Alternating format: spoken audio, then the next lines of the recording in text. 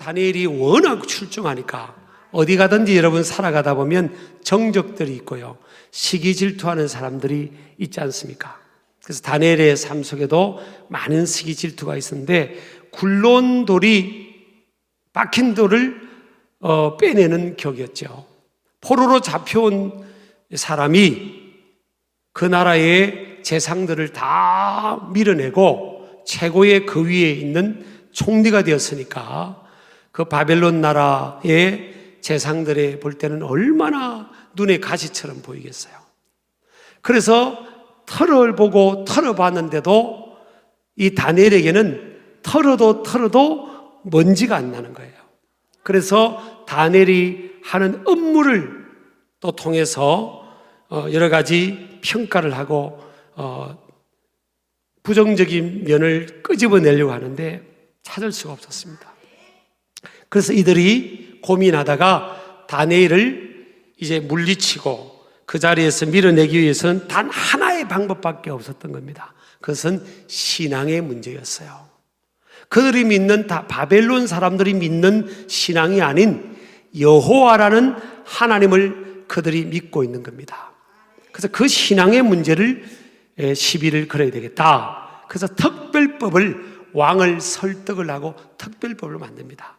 왕을 설득한 그 동기와 목적은, 왕을 설득한 그 동기는요,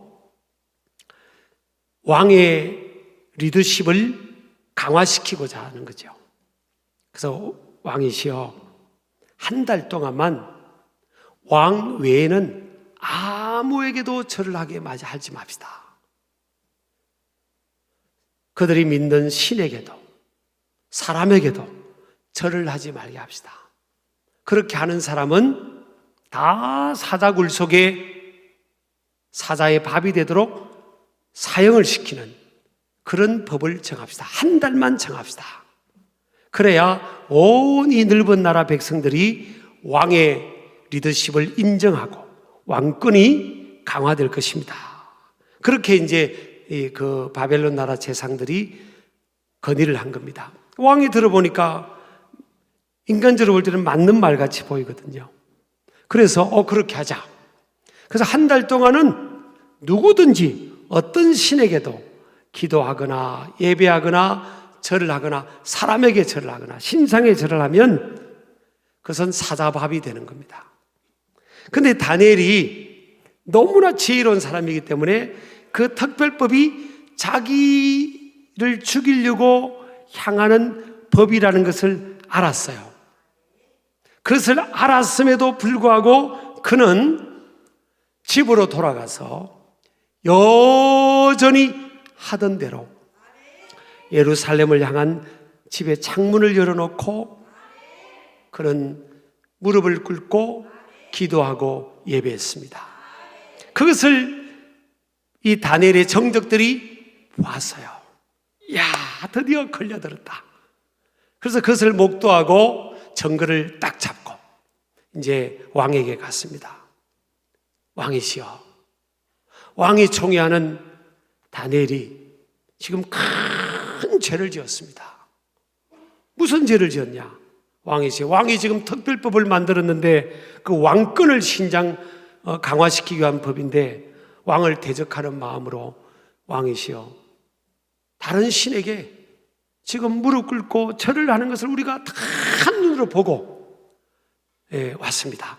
그것도 그럴 것이 창문을 열어놓고 하던 대로 그렇게 했으니까 그건 이제 신앙적으로 치면 신앙의 공개화죠. 공개화. 신앙의 은밀화가 아니고 신앙의 공개화죠. 자, 그랬더니 이제 왕이 난처한 겁니다. 다니엘은 너무나 충성스럽고 뛰어나기 때문에 어떻게든 이렇게 살려주려고 하니까 막 재상들이 막 들고 일어난 겁니다. 왕이시여, 법은, 왕이 제정한 법은 누구에게나 적용되는 건데 다니엘이라고 예배로 해버리면 지금 나라의 왕의 리더십이 신뢰가 다 깨어집니다. 그렇게 막 재상들이 들고 일어나니까 그래서 느부갓네살이 어쩔 수 없어서 다니엘을 사자굴에 던졌는데 허락을 합니다. 근데 여러분 잘 아시는 것처럼 하룻밤새 사자굴을 던져놓고 굴을 닫았는데 그 다음날 아침 일찍 왕이 달려가서 신하들하고 보니까 다니엘이 멀쩡한 겁니다. 사자가 그냥 순한 양처럼 그렇게 돼 있는 거예요. 그래서 다니엘을 이제 굴 속에서 건져내고 느부갓네살 왕이 다니엘을 모함했던 저 다 나쁜 신하들을 사자들 굴에 던져라.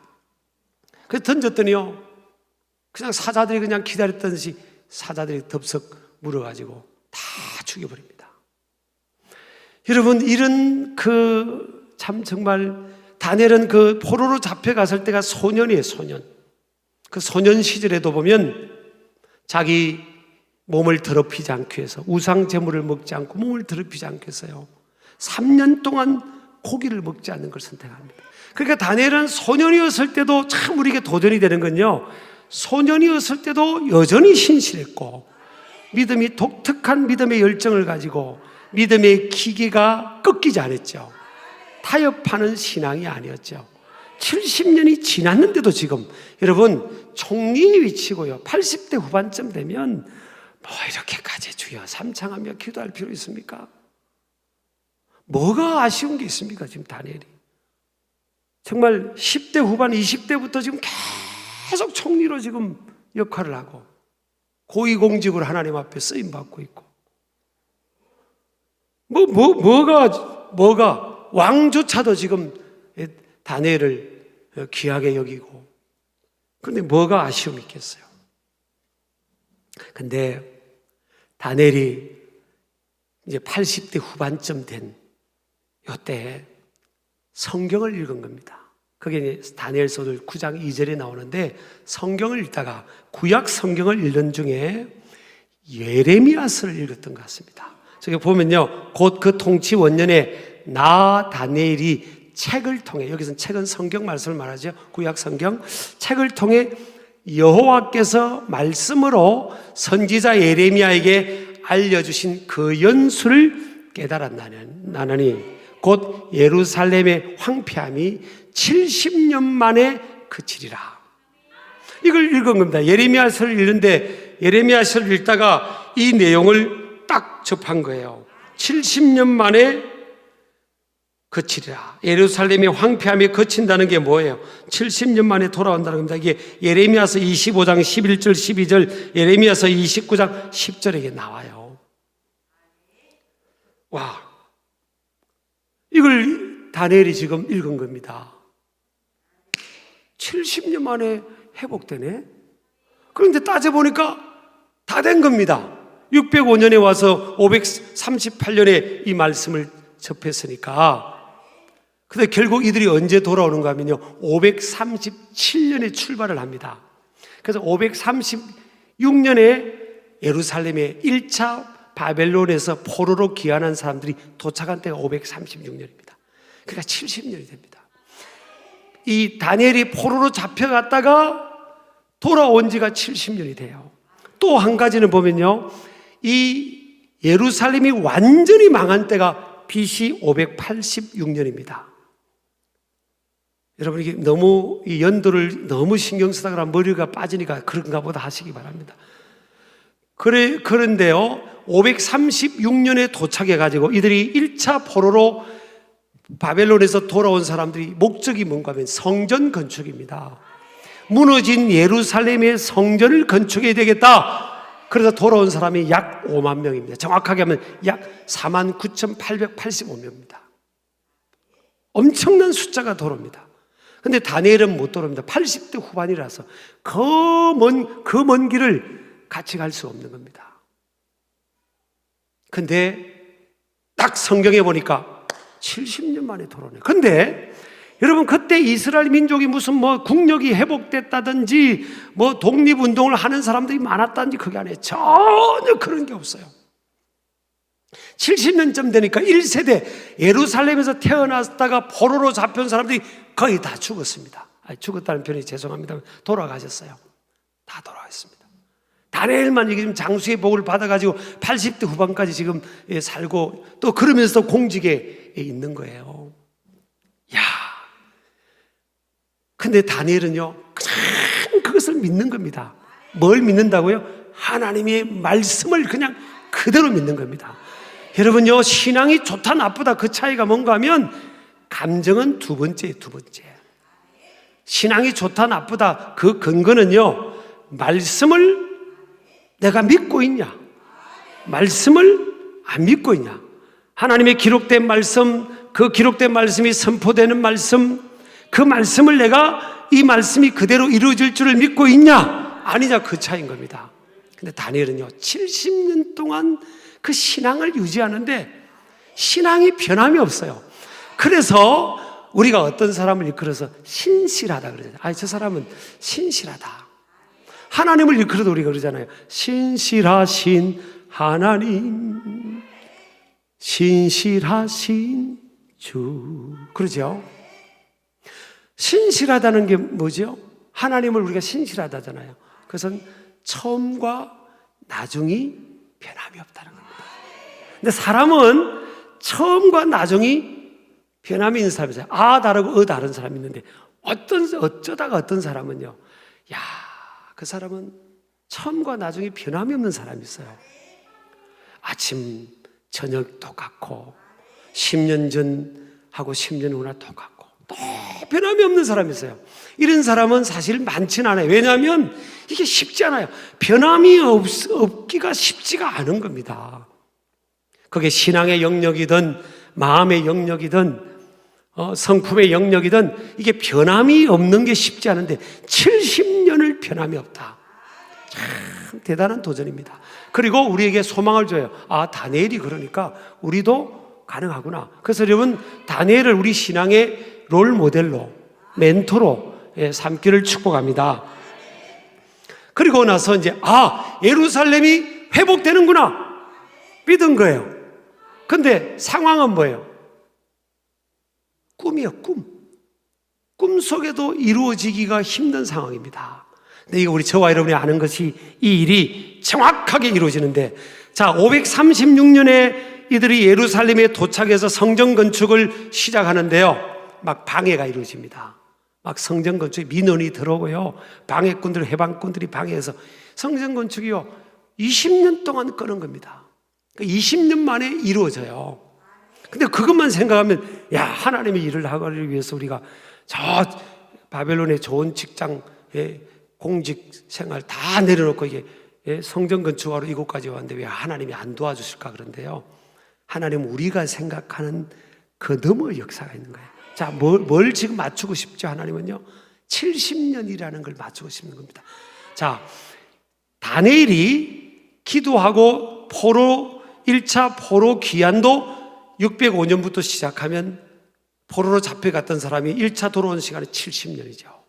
또 이스라엘 민족은요 성전 중심의 신앙이기 때문에 예루살렘이 586년에 BC 586년에 완전히 무너졌습니다. 그래서 예루살렘의 성전도 그냥 싹 잿더미가 되어버렸습니다.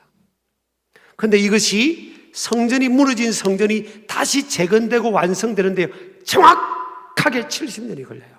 586년에 무너졌다가 516년에 탁 재건되는 겁니다. 여러분, 그러니까 시간의 주인, 역사의 주관자는요 하나님이십니다.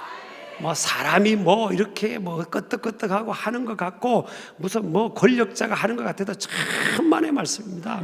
하나님께서 계획하신 것을요 다 이루고 가시는 겁니다. 하나님께서 돌아가고 싶은 사람 다 돌아가라고 한 겁니다. 그래서 1차 BC 537년에 뜨라고요. 2차 458년, 3차 BC 444년.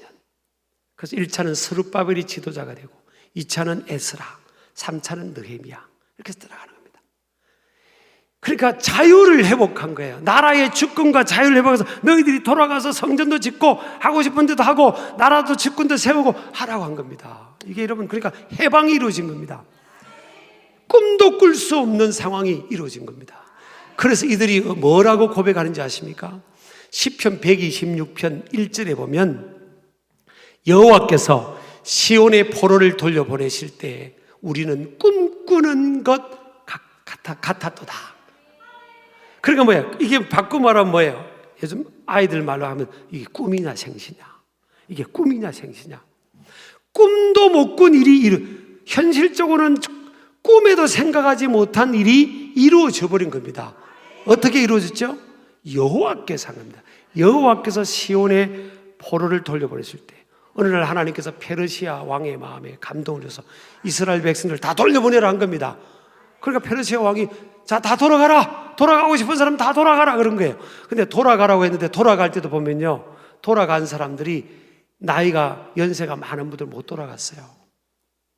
너무나 수개월 동안 그 광야를 지나쳐야 되는 거. 그러니까 젊은 사람들이 돌아갔는데 젊은 사람들은요, 적어도 70년이 지나고 100몇 년이 지난 1차, 2차, 3차인데 그런 돌아갔다는 건 뭐예요?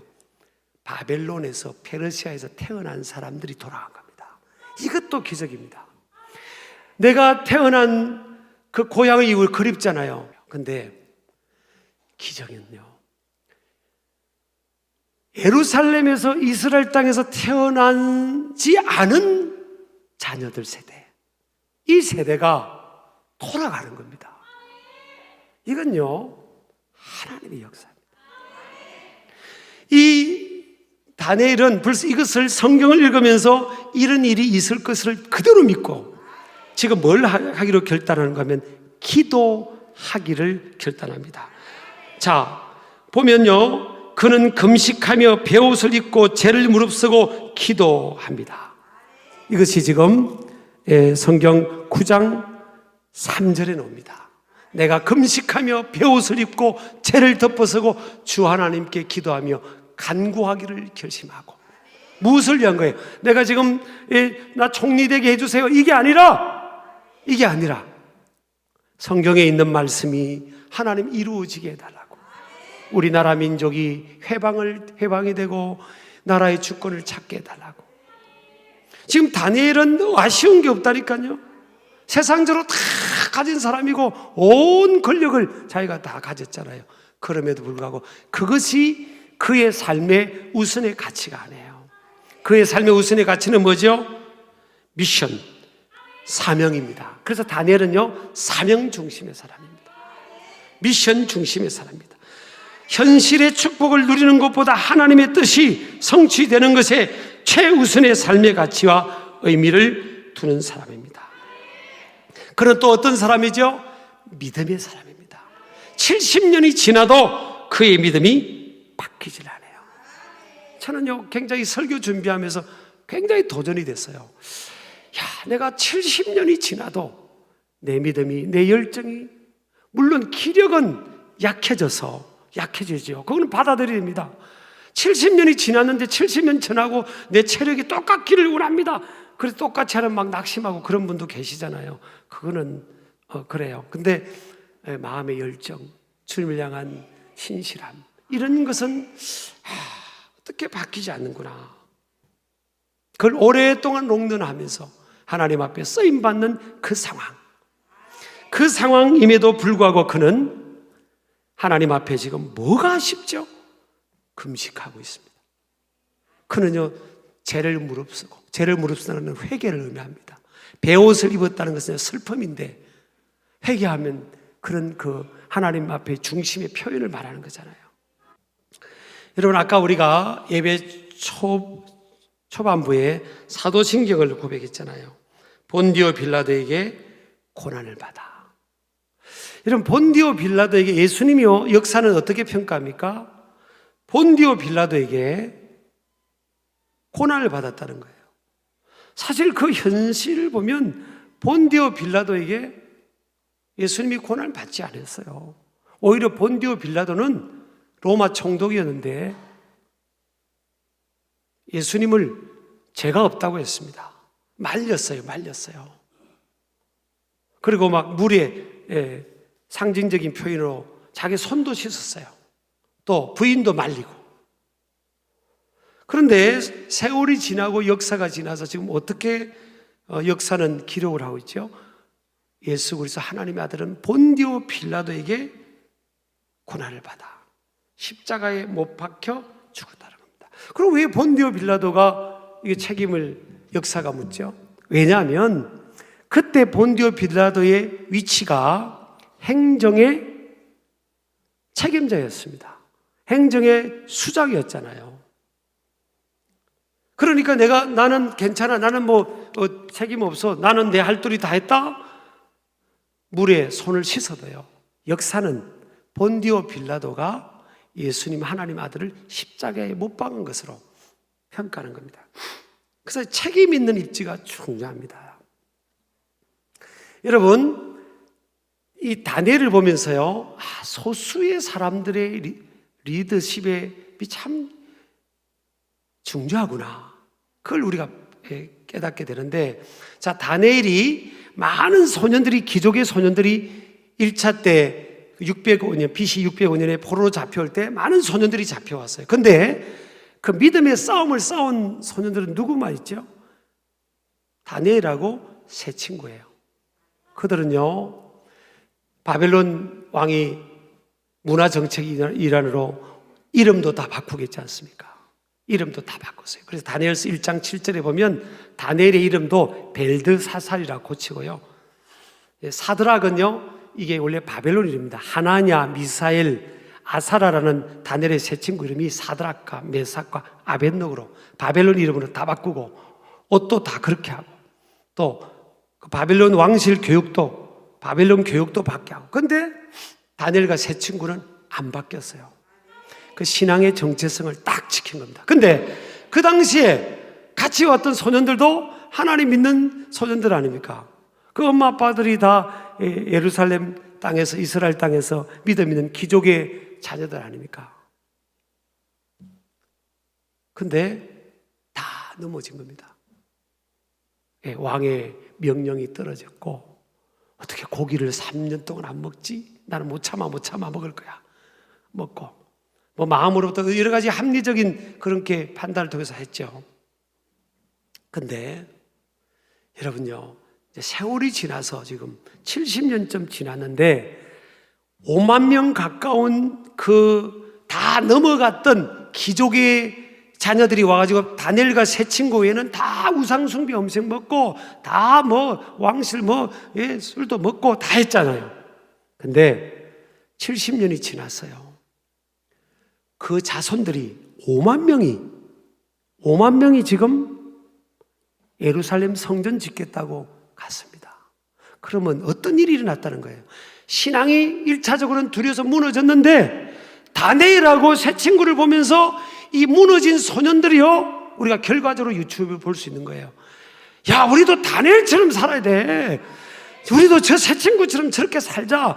자, 사자굴 속에 들어갔는데도 건져주셨고, 풀무불 속에 던져진 또 하나님이 건져주셨잖아. 하나님은 살아계셔. 그 4명, 다니엘과 그 세 친구 4명을 보면서 잡혀갔던 많은 소년들이, 두려움에 떨던 사람들이 그들을 보면서 신앙의 각성을 가진 겁니다. 그래서 우리가 바로 살아야 된다. 그러면서 이제 그들이 그곳에서 가정을 이루면서 자녀들을 신앙으로 키운 겁니다. 너희들은 유대인이라, 이스라엘 민족, 하나님의 택한 선민의 백성이다. 하나님은 살아계시다. 홍해를 가르신 하나님이다. 요단강을 갈라신 하나님이다. 풀물불 속에서 사드락과 메삭과 아벳노고라는 그 우리 친구 저분들을 건져내신 분이다. 다니엘을 사자굴 속에 던져내셨다. 너희들 다니엘과 세 친구 저분들을 봐라. 하나님 살아계시다. 너희들은 반드시 돌아간다.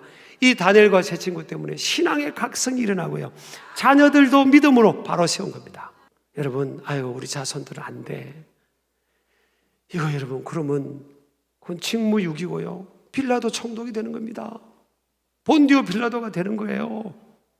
하나님이 기업을 우리에게 맡겨주셨는데, 우리 애들은 다 커가지고 씨도 안 먹혀.